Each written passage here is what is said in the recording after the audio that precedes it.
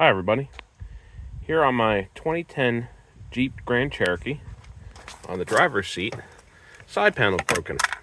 And there goes more. So I think this happened just getting in and out, moving around,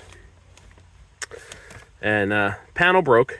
All you can see here, all the screws just broke from their mounts. I've got a replacement found on eBay. We're going to put it in. I know this gets a little bit tricky because we actually have to unbolt this seatbelt bracket, pass the seatbelt bracket through the opening here and bolt it back in place. So this looks very straightforward. I'm going to take a little time to clean up some of the dust and dander that's in here while we're working on it. We're going to start by releasing all the clips on the back of the seat controllers, releasing some of the wire harness connections, and we can get this out of here. Then remove that reverse Torx bit or the spline drive bit, and you'll need a spline drive tool to do that. And we'll swap out all the parts. Should be pretty easy. Looks like we got some number 2 Phillips drive screws. That's going to be our screws holding this panel in place. Spline drive bit. And for this, I've moved the seat all the way forward so I can completely access it. And I put the seat back all the way, which is way farther than I ever knew it could go. And let's give this a whack, see how it goes. All right, we're going to first release our controller clips by pushing down on them. If your panel hasn't broken this way, you'd have to unscrew it first, but I'm starting like this. Just use your screwdriver, push down, the clip will release out. Don't push too hard, you don't want to break the clip. Right now, this vehicle is about 14 years old, and that will be brittle. Well, never mind that. I forgot this whole little insert has to come out. So I'm just going to release this clip right here. Turns out it's not that easy. I released these front clips. That should allow this panel to pivot out. I couldn't get this clip out because it's held in place with this spline up against this control block. All right, that's out of place. Gonna have to release the wire loom connectors. They look like Christmas tree type connectors, kind of like that. Gonna be careful with that because if they break apart, I'll have to replace them. All right, the connectors are out of the way, and this panel's still held in place. Oop.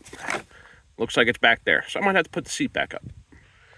Yep, there it is, number 2 Phillips drive. So we'll take that out. And that's that fastener. That thing is all metal. All right, bracket's out of the way. Now we gotta loosen that screw after we clean up a little bit. Well, I almost forgot to take out those 2 screws. You can see, here's the front screw, here's the rear screw, 2 completely different screws. Machine thread, sheet metal thread. Just make sure you're getting them right when you're putting them back in. And for reference, front screw hole, rear screw hole, right underneath that seat back motor.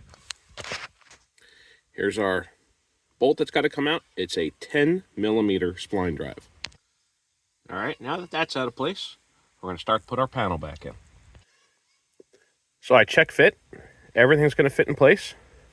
First thing we're going to start is hooking this little lip. Likely goes between the seat and that bolt, probably to protect the seat from the bolt. We can see we got some dust on that from it grinding on the old bracket for several years. Yep, that's where it was grinding in. Does not look like that was the cause of failure. I'd say it's the size of me and these thinner pieces of plastic and probably some age and time and repetition of sitting down on the bracket. Nope, wrong again.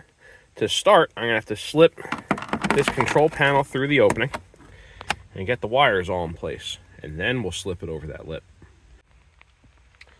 All right, got everything in place. We slipped it in over the top here. We had to put the flange in the back behind everything.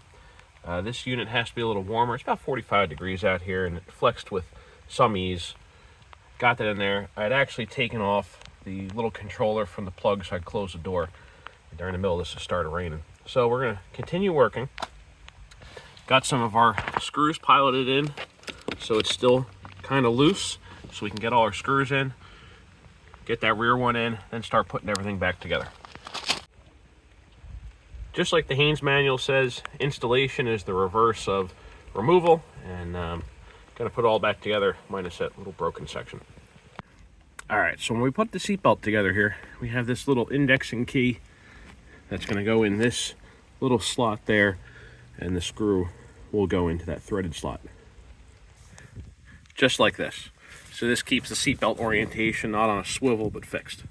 We'll tighten that down and get all our clips back in place. So here's an interesting little point about this top clip.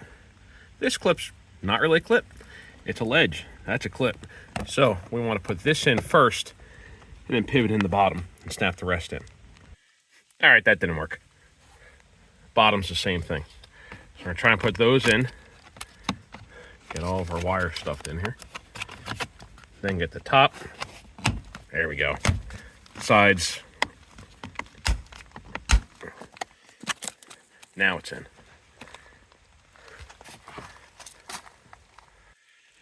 Here's a neat one.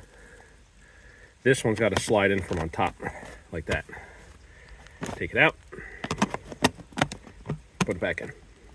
Doesn't look like it clips in at all, but probably no reason to have to come out. So there you go. That's replacing this plastic panel. Hope this helps. Good luck, everybody.